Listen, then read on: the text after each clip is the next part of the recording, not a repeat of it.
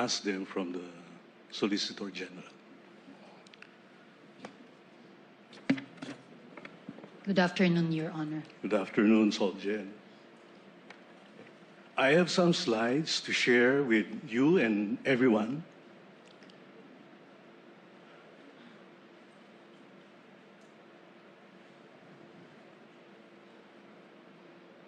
There.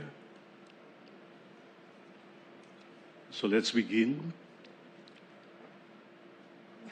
I have an acronym for unprogrammed appropriations. IHUAS.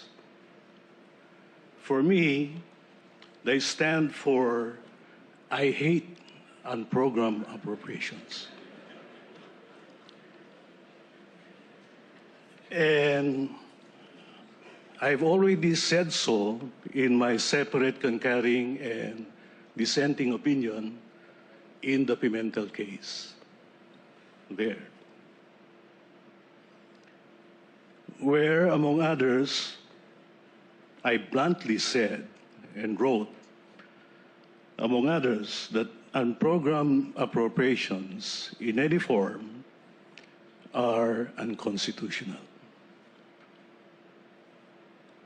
My opinion, Madam Solgen, is, in my reckoning, it stands on very solid constitutional grounds, and I'll show you why.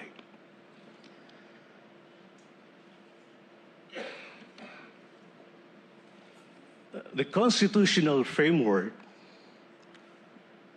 for the national budget is, of course, spread over several constitutional provisions.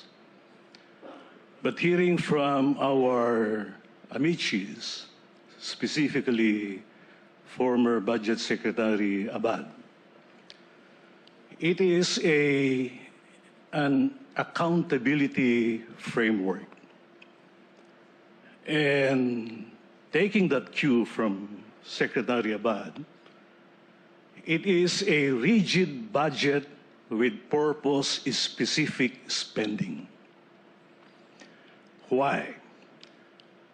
Article 7, Section 22 requires the President to submit to Congress within that period of 30 days a budget of expenditures and sources of financing. That is the BESF. And for me, and my clear, or which is based on my very clear understanding of the constitutional provisions, the BESF can only refer to program appropriations and automatic appropriations.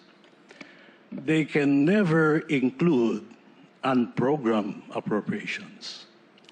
And hearing from you earlier, they can only be found in the National Expenditure Program, which is the so-called President's budget. But the Constitution does not refer to a NEP. It refers to a BESF.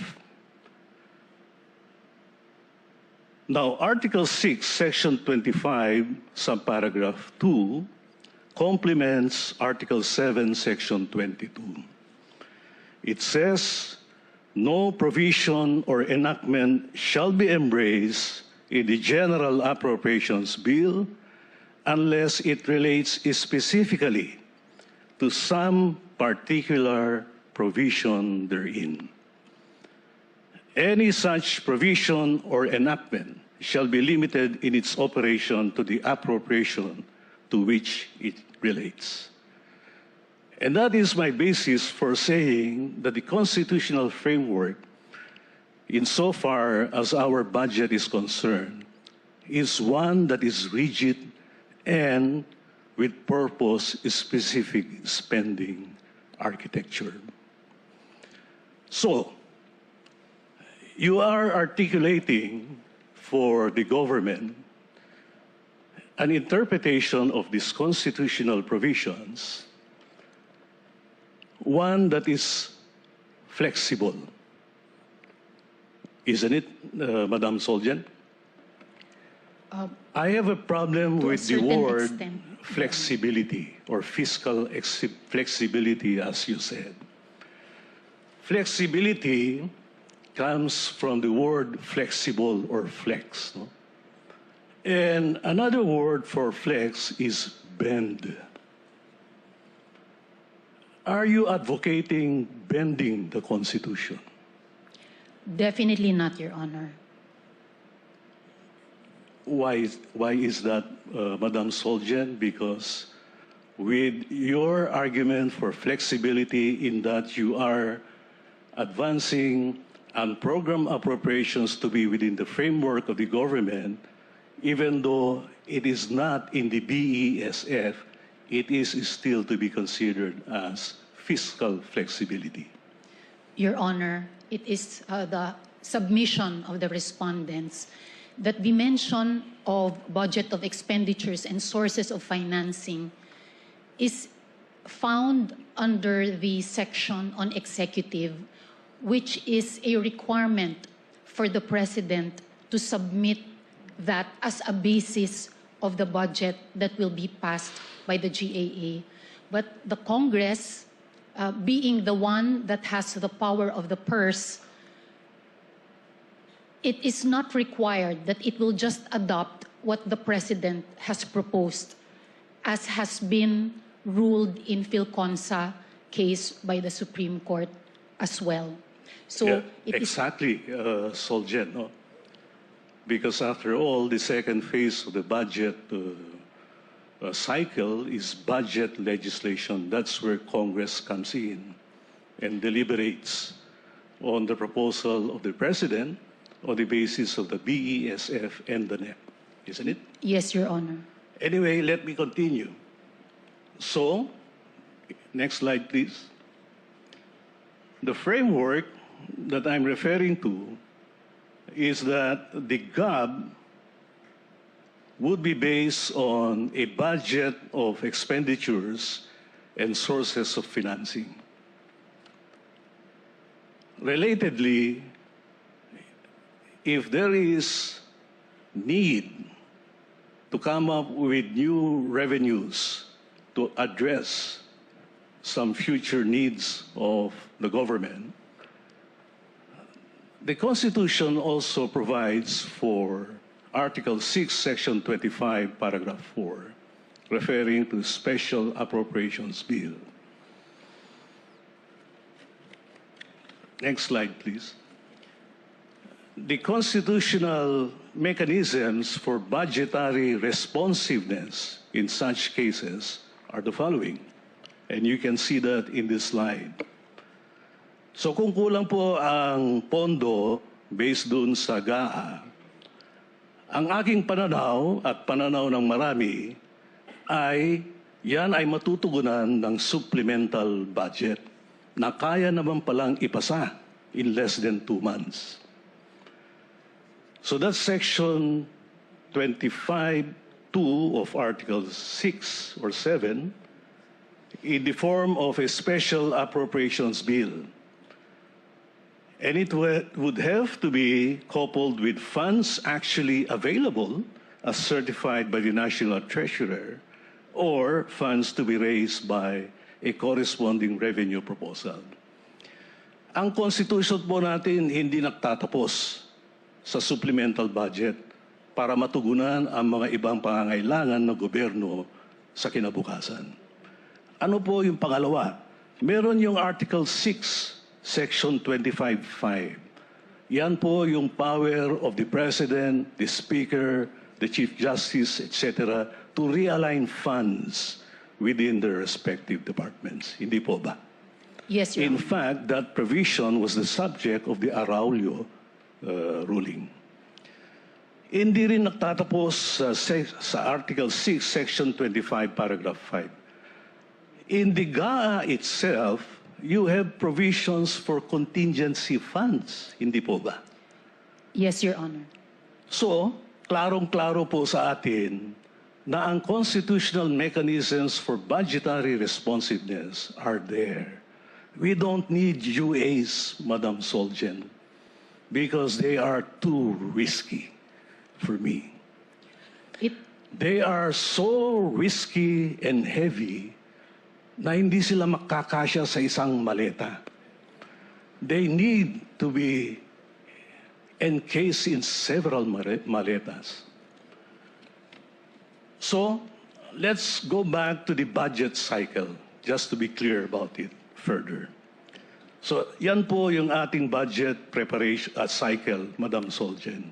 Unang-una po dyan, yung budget preparation, na-explain na ng mabuti ni Saj and Justice Ben kung anong nangyayari sa budget preparation. Pagdating sa budget legislation, sinasubmit ng Presidente yung ating sinasabing BESF kasama ang NEP, ang kanyang message to Congress at yung staffing pattern. Hindi po ba? Apat yan eh. Ngayon po, sa budget preparation, yung budget message, hindi ko na i-explain yan, just to be short. Yung budget of expenditures and sources of financing, this is a budget document that reflects the annual program of estimated expenditures and sources of financing, including receipts from existing and proposed revenue measures, which is constitutionally mandated to be submitted by the President to Congress as the basis of the GAB. Yun namang NEP ay may pagkakaiba sa BESF. Although ang sinasabi ko nga po, ang Constitution natin ay mas pinangahalagaan ang BESF at hindi ang NEP. Ang NEP naman is the budget document that contains the details of the proposed programs of the government that it submits to Congress. It serves as the basis of the General Appropriations Bill, which becomes the GAA upon enactment. So pagdating sa second phase, yung budget legislation, andyan na yung House deliberations at ang Senate deliberations matapos ang deliberations sa House. Magkakaroon ngayon ng bicameral conference committee deliberations. And then there is ratification and enrollment. And finally, these are submitted to the President for enactment. The enactment of the budget or the budget legislation phase ends when the President already signs the GAA into law. And that's where he can veto items, exercising those powers as vested to him by the Constitution. So yun po yung buong cycle, Madam Soljen. Now let me just go to some specifics. And there is this table that I happened to stumble on. It came from Budget Brief number 1 of the Congressional Policy and Budget Research Department of the House of Representatives. Nandyan po. Let me just validate or ask by way of questions from the DBM representative kung tama po yung table na yan. May I request your budget representative to come to the rostrum? At pakisilip po kung tama ang inyong nakikita sa monitor.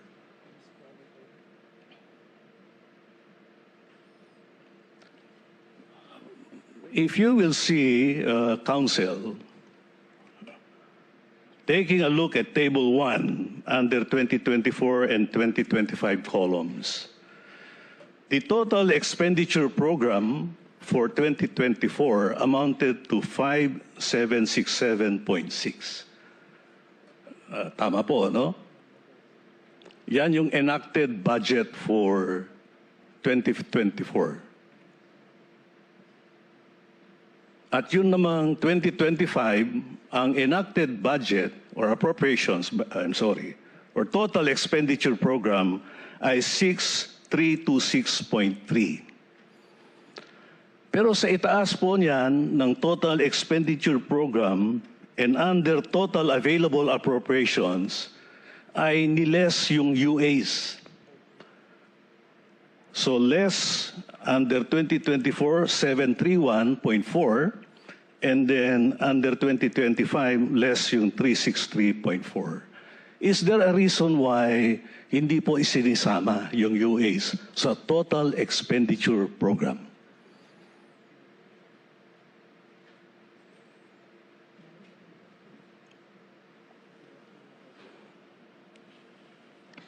Your Honor, the unprogrammed appropriations are excluded because the sources of financing are different from the sources of financing for the programmed appropriations. Because they are triggered in the future. Hindi po ba? Yes, Your Honor. And in that sense, the source of funding is not therefore clear at the time of the enactment of the budget.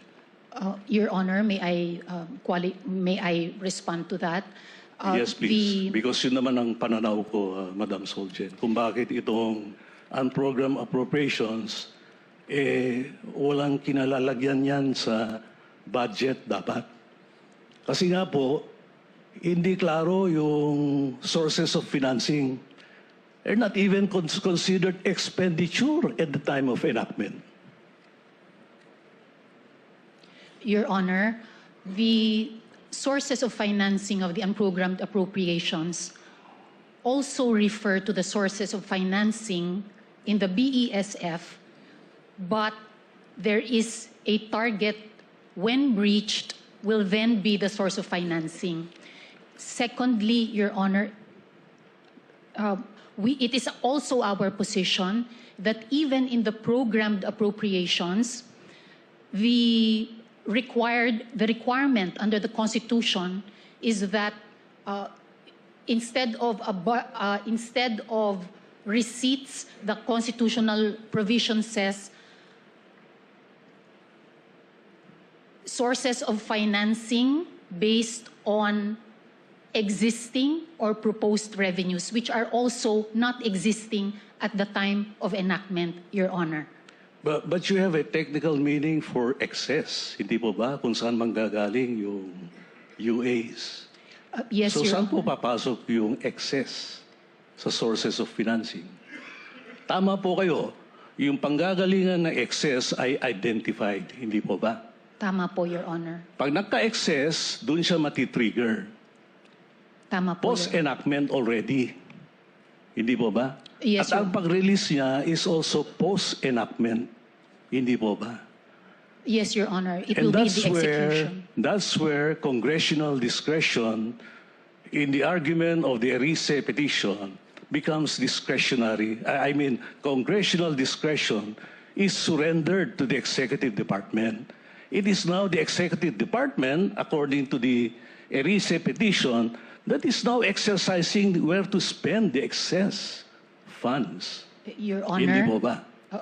Hindi po ganoon ang posisyon ng respondents sapagkat pag po pinasa ng Congress sa GAA, ito po ay mga na-identify na rin nila na purposes, na programs, in-identify na din po ang specific amounts. Ang hindi Except na the lamang excess, kasi nga hindi nyo alam eh. po, opo. So, Hindi po ba? So pag nakaroon ng excess, doon lang malalaman how much. And yung excess na yan, malaking problema po yan. Kasi at the time of enactment, hindi pa yan present. Hindi po ba?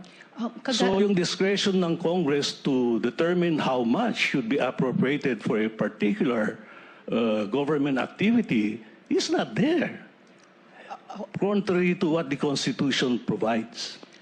Your Honor, if I may Sure, Madam Sol. if I may clarify, I'm sorry kung medyo I understand emotional po po, tayo kasi talagang matindi po ang hate ko sa UAs. naintindihan po natin at pare-pareho po tayong Ihuwas po talaga yan sa akin. I really hate unprogrammed appropriations. so Your Honor, And I'm sure many of our fellow Filipinos feel the same way. opo.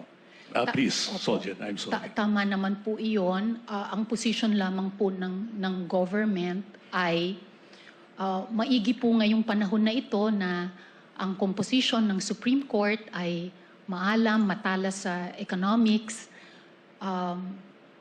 Subalit ang position po ng government ay if there are functions that are lodged in the different and co-equal branches of government, then the limits to those powers should also be defined by the Constitution. And that is what we are saying, that based on the textually demonstrable requirements for the budget, which the respondents are acknowledging that there are limits. They are not unbounded power, but it is our very respectful submission that if the judiciary will be the one to give the guardrails or what should be how the budget should be implemented, I most respectfully proffer the position of the respondents that will make the judiciary a super branch and not a co-equal branch, if I may. We will never be that, Madam Soljen. Kaya po tayo nag-hearing ngayon, merong petition na hinabla ang mga petitioners. And it's our constitutional duty to hear these cases. And we have, in fact, constitutional jurisdiction over these cases on the basis of our expanded power of judicial review. Anyway, going back to my slides po, Madam Soljen. Next slide, please. So sa ngayon, ang ating GAA ay ganyan ang itsura. Merong total expenditure programs at naka-chain doon, nakatali yung unprogrammed appropriations. So there are those three triggers, Madam Soljen. Yung excess non-tax revenues, new revenue measures, at yung AFPs, approved loans for foreign assisted projects. And just to repeat, ito pong mga unprogrammed appropriations na ito, in my understanding of our constitutional framework on budget, ay walang espasyo sa General Appropriations Act. They are riders because they are not, or they do not provide for specific sources of funding. Kasi nga, sa kinabukasan pa sila makikita kung merong excess. Ang mas masama, hindi po alam kung sino ang pwedeng mag-release, whether it is the President or his secretaries in DBM, etc., etc. So yun po ang aking pananaw kung bakit ang UA, if contained in the GAA, ay rider. At yung pong inyong mga sinasabing triggers, yung tatlong yan, excess non-tax, new revenue measures, approved loans, very clear po sa ating limang amici, kahit po si Congressman Salceda nagsasabi mismo, itong mga UA na ito ay risky. Ang position nga po ni former Congressman Salceda, dagdagan ang mga guardrails.